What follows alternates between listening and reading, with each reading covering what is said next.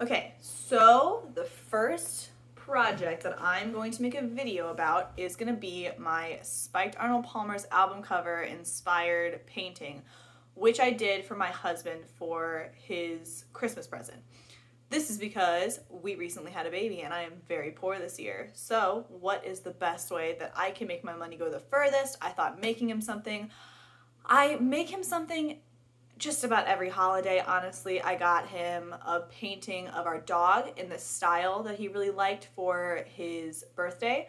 After hearing him during a dog training video say, "Wow, that corgi painting in the background is so cool." And I painted him pictures of us on different trips, Actually, the very first birthday present I ever gave to him before we were even together was a Mamas and the Papas record, which is his favorite band. And he did not have this record yet. It's like his favorite record, like a vinyl record, which he collects, and a painting of himself. I thought he looked really cool and like a famous musician. And that's honestly the vibe I am often trying to capture whenever I paint him. I want him to feel like he is supported, because he is, obviously. But I want to make him feel cool. I want to make him feel famous. I want to make him feel like he is the way that I see him, because I know he often does not see himself that way. So for this project, I was thinking, what can I do differently? I basically almost always do 11 by 14 because that's the biggest size paper I really have access to. I think I have some sketch paper that's like super big, but obviously you can't give something finished really on sketch paper. I mean, you can, but it's not really his style, so I wouldn't do that.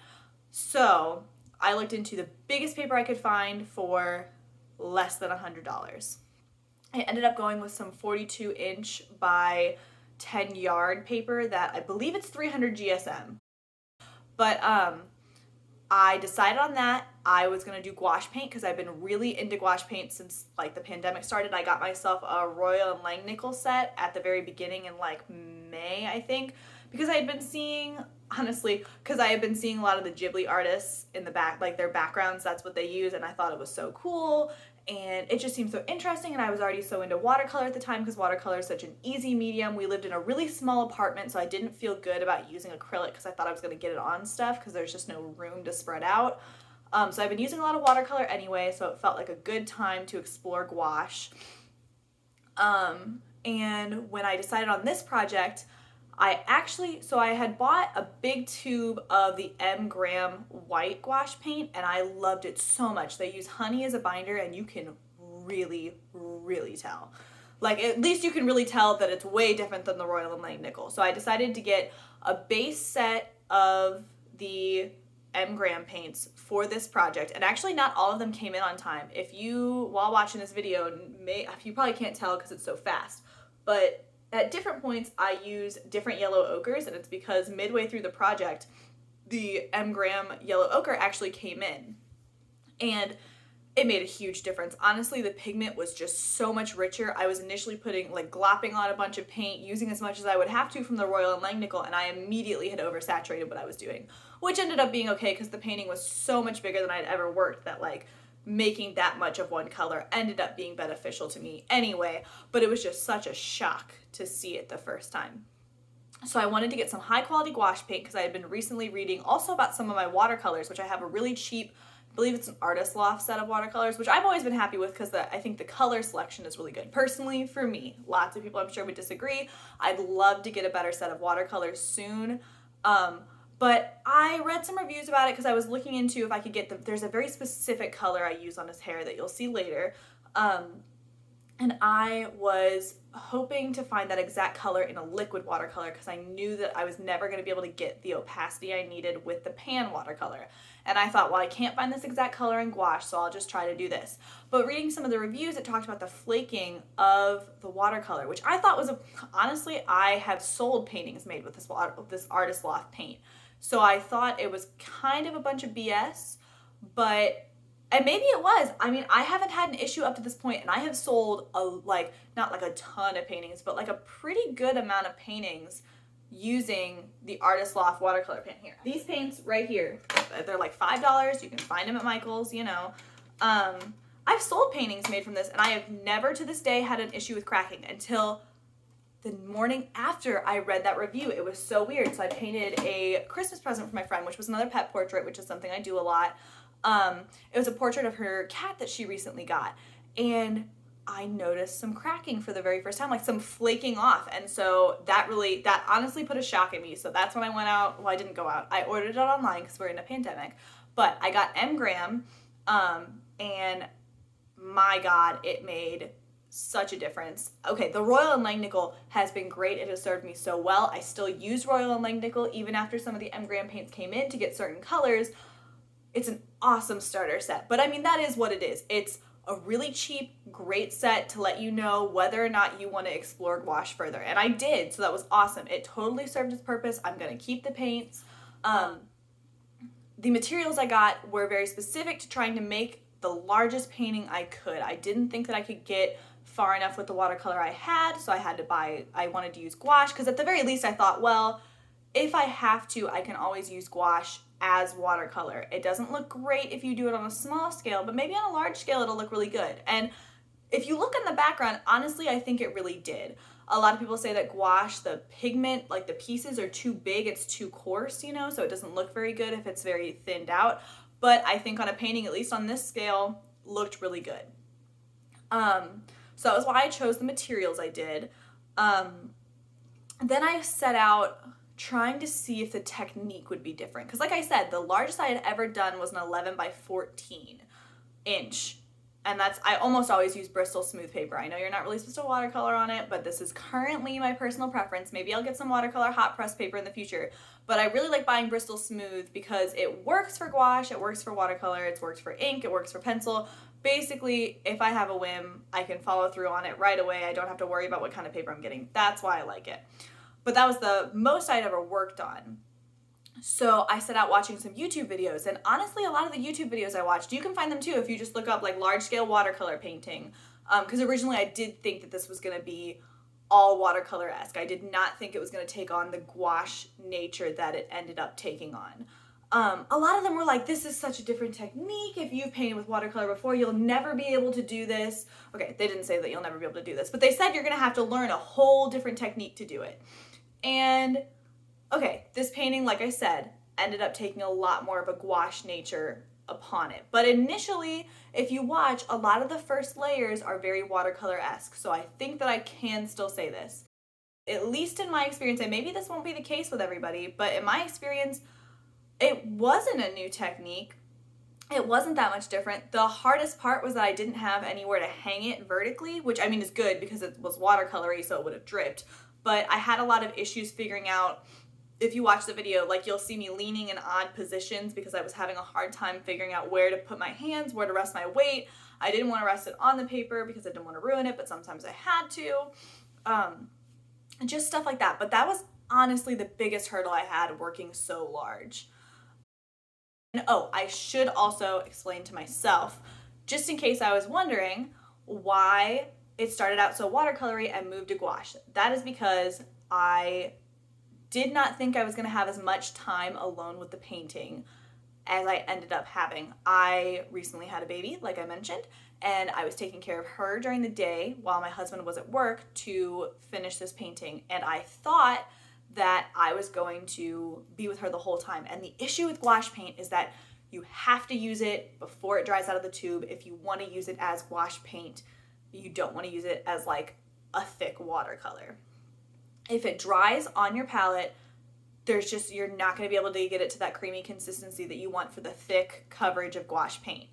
So I was thinking I'll use gouache because I have more of it so I won't run out of paint. But because I had my baby with me, if she started to cry, obviously I'm going to have to go tend to her right away. So there just wasn't going to be, I wasn't going to have the consistency of being able to keep the paint wet. I was afraid it was going to end up drying, so that was why I initially started thinking I was going to do watercolor first. But at the end, I ended up just asking my husband when he was home if he could take the baby for a while so I could just work consistently without having to worry about her, without having to get up, without having to move. And I just told him it was a big surprise. And I was building him something. I'm pretty sure he knew the whole time I was making a painting, but whatever. Like I said, I paint him something basically every holiday.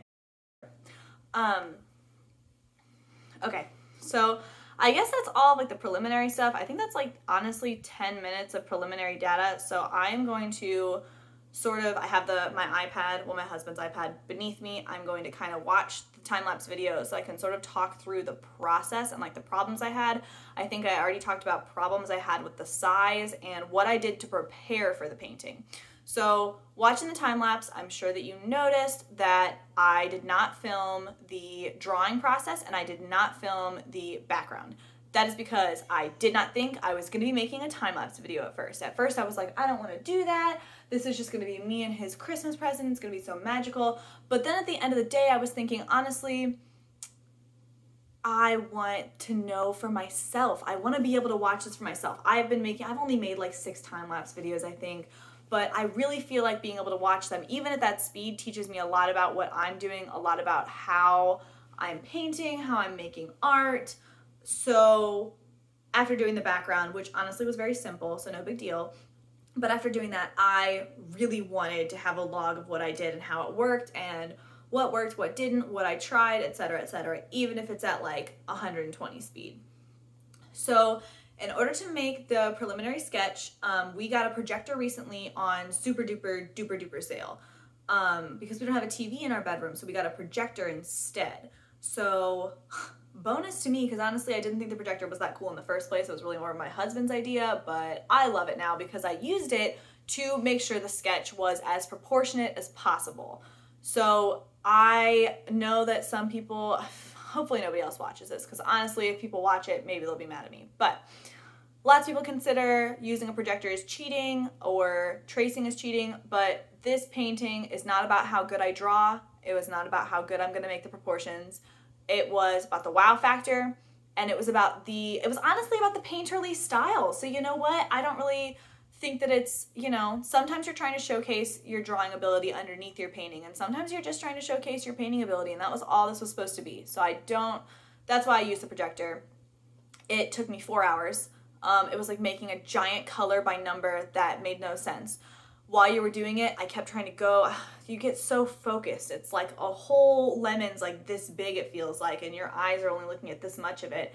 And so you are just drawing all these little circles and you're drawing all these little shapes, and it's just so confusing. And like you turn the projector off and you look at it and you're like, I don't understand anything that's going on. But once I got down to painting, it made a lot more sense. You had to be really careful. I'm sure lots of stuff is not accurate to the actual picture itself. But you just have to try your best to be careful to try and figure out which of these little color by number type blobs is supposed to be darker or lighter. It's very difficult to figure out. Obviously, you have to color match to the best of your ability. And sometimes color matching doesn't look right. There are times when something was probably the accurate color, but maybe I had messed up somewhere else, so it just didn't look right, so I had to redo it. There was like a lot of green actually in the shirt, like the lemons and like the foliage and stuff that I added because I thought it looked so much better with the colors that I had presented with the piece. And I thought it was going to contrast better with the yellow orangey color of the hair, and I think I got that. But anyway, the background, I bought these huge brushes. I have some right here. Bought the biggest brushes I could find that were not $40 on Blick. These are the Blick Essentials, super duper cheap. I think I spent like $5 on them. So happy I got them. They're not crazy soft the way you would want watercolor to be, but guess what? I ended up going the gouache route, so it was all good. I basically used this brush, this is the biggest one that came in the set, to put down tons of water. I mean, it was like I had a whole Tupperware container of water and I was just plopping it and outlining it. And then there's one, it's over across the room, but there's one a little bit smaller than this. It's a 2-inch brush, I believe. And I saturated that one with as much color as I could put on it. And I was dabbing, going all around. And then honestly, the hardest part of the background was so I like to do the whole blowout look. So you like literally have to like blow with your mouth to like make those like streaky shapes. I do that on a lot of my paintings. If you look at my pet portraits, or my husband really likes the style. So basically a lot of the stuff I do for my husband has that style to it. It was really, really hard to get the wind power, honestly, to do that on such large paper. I didn't film it, so you can't watch it. But I'm like trying to get as close as I can to the paper without putting my face on it because I have an oily face. I don't want to get my face oils onto the paper. it was just, and like you have to blow so hard, there's so much water, and then it's like if you don't put enough paint in it the first time, you got to redo it. And then obviously I couldn't tape a painting this big down. If you look in the video, it's just got 4 books on the edge of it, like some of my biggest books that were super easily accessible. So like there's lots of pooling that was going on, I guess is what I'm trying to talk about. There's a lot of pooling that you have to account for. So before it dries, you have to suck some of that water out so it doesn't pool too much. And sometimes you just have to blow to try and disperse the pool and like hope it dries before it all comes back together, basically. It was honestly, the background was a little bit more challenging, but not as bad as you would think. I usually do kind of like a flick thing. I do kind of like a flick, you know, where you like flick the paint onto it. This painting was so big that basically did nothing, and I did it like twice. It looked kind of bad. Okay, so a lot of times when I'm making art, and I don't know if this will ever change, but hey, maybe if I watch this video back in a couple years, it will have changed. I have to start with like the parts that I'm most confident about or that I find to be the most easy because, like I was saying in the video introducing this project, if I start with something too complicated or too expensive, these are both issues I have actually. I don't like to spend a lot of money on things. I'm very cheap.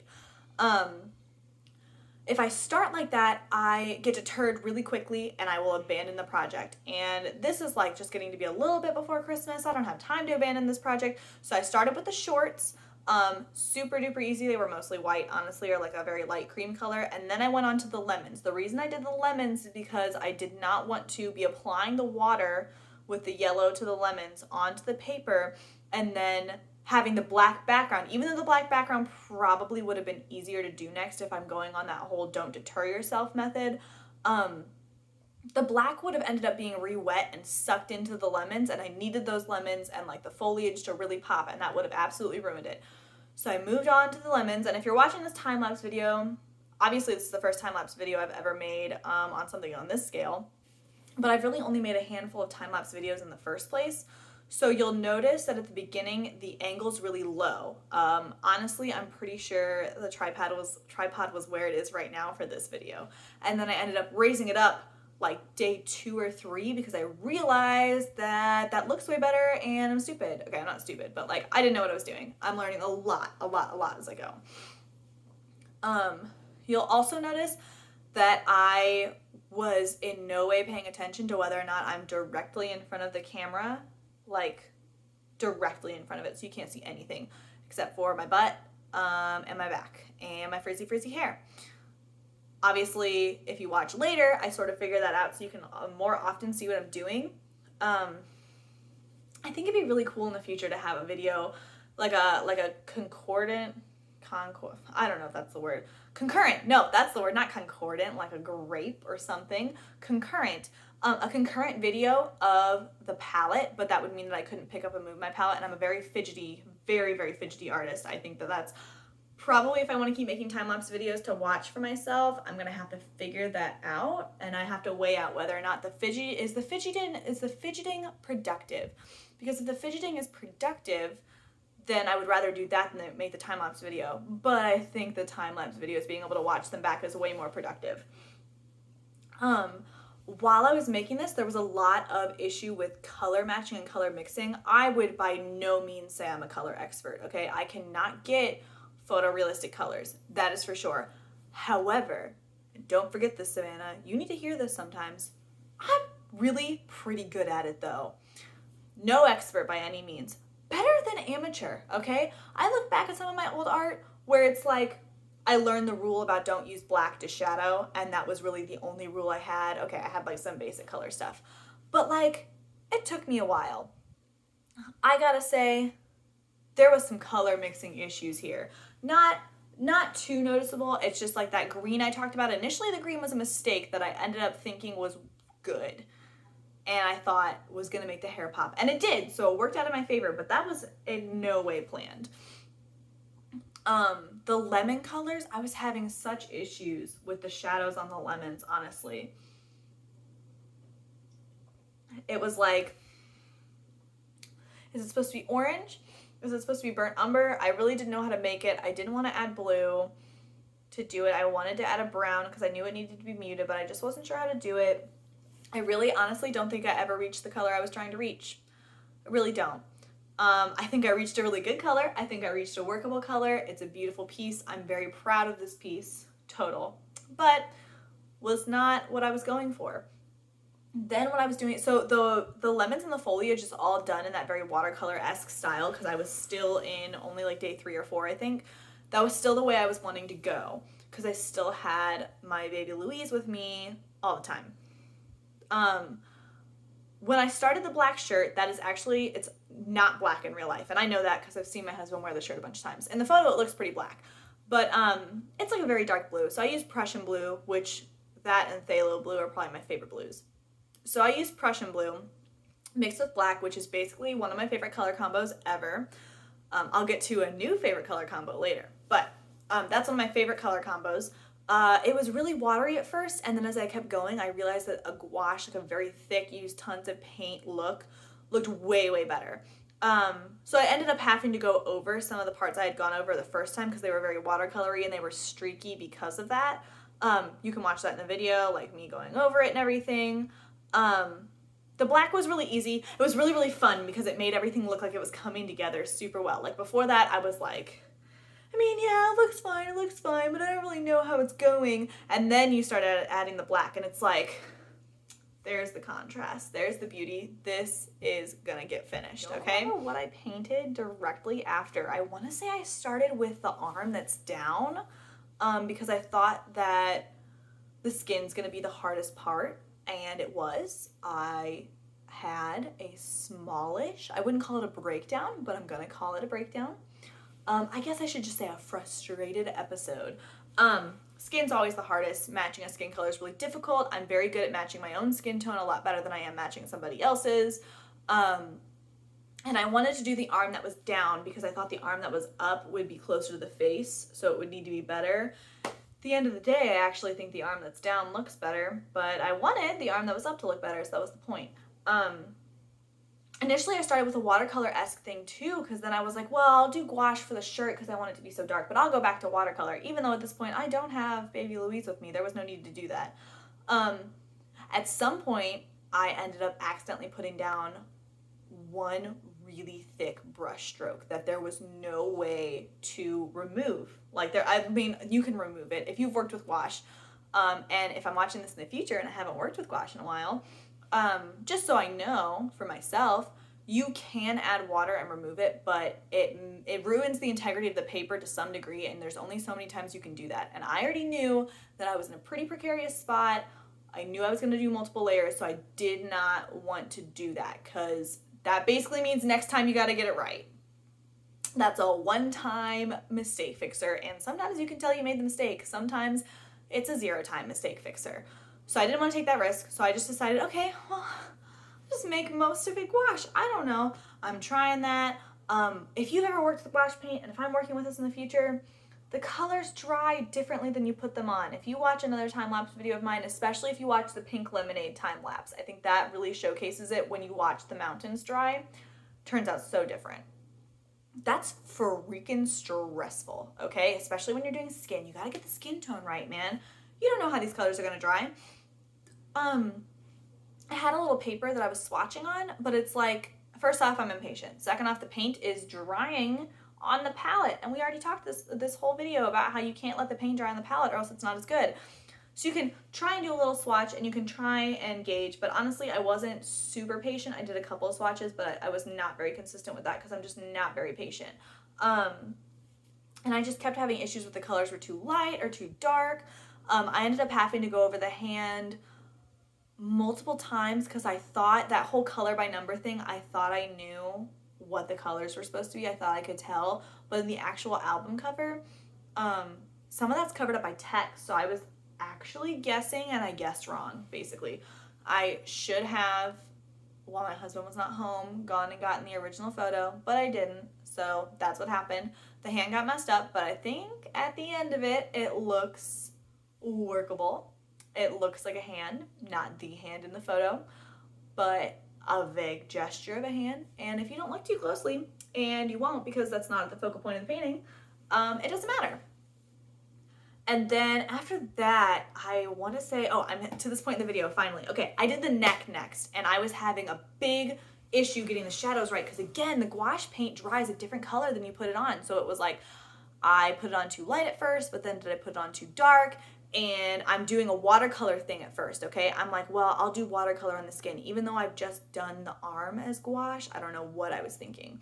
I guess my idea was I can always spray, like spritz the arm down and like lighten some of that up to make it look more watercolor. I don't know why I was thinking that, because that's not a good idea. That's gonna look bad. So I started the face with a watercolor-esque. I guess I was more like I was trying to test to see where I wanted to go, how it was going. Then I ended up putting some really dark tones down, like super dark. And I thought they were going to dry lighter, because in general, darker shades dry lighter than you expect them to, and lighter shades dry darker than you expect them to. However, I was really thinking like, this is the darkest shade I have on the face. That doesn't make it a dark shade, so it dried darker than I put it on. So it ended up being really bad. I actually had to do like 3 or 4 layers over the face, and I think I ended up washing it out a lot, like making it really flat looking, but I would rather have a flat looking face than a face that's too orangey, too dark. For this painting, sometimes the contrast looks really cool, but this is clearly like a photo taken in the sunlight, and I just didn't think, like not direct sunlight, like sun, I guess like light clouds is more so what I'm saying. So I didn't think that was gonna work super well. Okay, so we get on to my favorite part. This is my favorite part on basically every single piece of art I do ever. This comes from doing my favorite piece that I've ever done ever back in high school, and somebody commented on, I have really frizzy hair, if you can't tell. I am very self-conscious about this very frizzy hair. Hopefully future Savannah is watching this and she's got that figured out, because you can rock it, okay? You may not feel that when you're saying it now, but hopefully you hear this later and you're like, you do rock it. But anyway, he said to me, why is your hair not frizzy in your drawing? And I was like, what? And he was like, your hair is like super frizzy in real life. That is like, that's not realistic. Made me mad. So I made the frizziest freaking hair you'll ever see. And I do that for every painting now, because that made me want to rock the frizzy thing, because my hair's been frizzy for a long time. Probably not when I was little, but I guess I used to dye it and straighten it a lot, and it really never fully recovered. I'd probably have to cut a lot of it off to fully recover, and I love my long hair, so I'm not going to do that. But anyway, hair frizzies are my favorite part. All the little like, you know, just like the extra paint lines and stuff. So hair is my favorite thing to do. Like I said, I was originally planning on using the Artist Loft's watercolor to get a color like his hair, because I have the perfect color. I actually painted a portrait of his sister, who is almost the same hair color probably, and I used the Artist Loft paint to do that, and it's like just like the absolute most perfect color you've ever seen. I put some of it down. It's watercolor, so it was in no way able to compete with the gouache. I got very scared. So I don't know how well you can see in the video, but I try so many times to mix the right color. I am thinking, okay, this is definitely not a neon orange, so I know it's not bright red and bright yellow mixed together. So it's probably bright red, muted yellow, yellow ochre, because the first time I ever really learned how to mix colors, it was with like the Renaissance palette. I don't know what the official name of this palette is, but that is how I refer to it as. It's like the paint made from real pigments, like the paints that they had back in like the Renaissance era, and it was like the only paints they had. It's like yellow ochre, alizarin crimson, ultramarine, white, black. Basically, I think burnt umber too, but basically the original paint colors that they had way back when. So I very, very, very much gravitate towards those colors if at all possible, because that was where I very first learned how to mix colors really well. So that's where I feel most comfortable. So I thought for sure yellow, ochre, bright red. I'm mixing and it's not freaking working. And I'm like, okay, well maybe my red is a cool red. It's bright, but it's cool, not warm. So I'm like, okay, I think it's scarlet was the color I ended up getting. I was like, I'll try scarlet. This color turned out like pastel almost. It's like, I don't know. Looks like if somebody who had orange skin was gonna have a gross wound. That's what it looked like. And finally, the M-Gram, I think it's Azo yellow, it's a bright yellow, came in, and I was like, you know what, it's probably not this, but it's obviously not what I'm doing either, so I'm just gonna try it. I got out a little dab of the bright yellow, and the alizarin crimson came in, and if you remember, like I said, I gravitate towards yellow ochre, alizarin crimson, not so much ultramarine, low-key, more Prussian blue, phthalo blue, but still. So I tried the alizarin crimson, which is a very muted, dark, it's not blood colored, but I always imagine it like it's closer to blood color than a lot of the other colors I have. So to me, it's like I would use that color to start a good blood base. So it's like a blood and a bright yellow. The color was mixed perfect. It was beautiful. I put that stuff down. It was so wonderful. And then I remembered that with this palette, when I was painting the portrait of a sister using this palette, this is the color I used for their hair. And this is the color I used to help the shading. This is not a Prussian blue. It's the closest in this palette to Prussian blue. So I get out my Prussian blue because I love Prussian blue. Oh my God, the colors were beautiful. I ended up using a lot of that bright yellow in the glasses. I was really worried about the glasses, but everybody has told me so far that it looks really good. There's still a lot of things I think that I could fix. Like if you watch this video, I forgot his tattoo. I never added any of the freckles. I was really worried that the freckles were not gonna read well because I was worried that either the paint I had was gonna be too wet or the brush was gonna dig out paint from beneath it, so it was gonna look textured, and I did not want that. In the future, if I really was adamant about adding those freckles, I think a good option would be to cover everything with masking tape, probably not masking tape because it already had paint on it, like paper, I guess, cover it with paper, and then do like a flicking splash type of thing. I think that would be the best way to do it. Not too wet though, just as wet as it can be before it won't be able to flick anymore, basically. But yeah, that kind of, I guess, goes over like every issue I had working on this. The drying of colors was really difficult. That upper arm ended up being really difficult, but I probably could have done more to it and made it look a little better, but I was getting a little bit tired. It was the day before Christmas, and I was really honestly feeling what I had done so far. I felt like it was really good. Overall, this is the biggest painting I've ever worked on. I really, really, really loved working so big. It makes sense because I'm always working on the biggest paper I have, basically. I'm always working on the 11 by 14, which is the biggest I've had so far. So it makes sense that I would like to work even bigger than I did before. But yeah, it was really fun. I feel like I learned a lot, and hopefully these videos will help me learn a lot. I have some more time-lapse videos that maybe I'll be able to analyze better and make some notes for myself so that I remember more stuff. So yeah, this video is mostly for me. It was really long, but it's kind of like a fun art journal type of thing that I'm doing, but with videos so that I don't have to dig through another sketchbook, because sketchbooks are already like their own art journals. And obviously I'm not using it to its full potential. So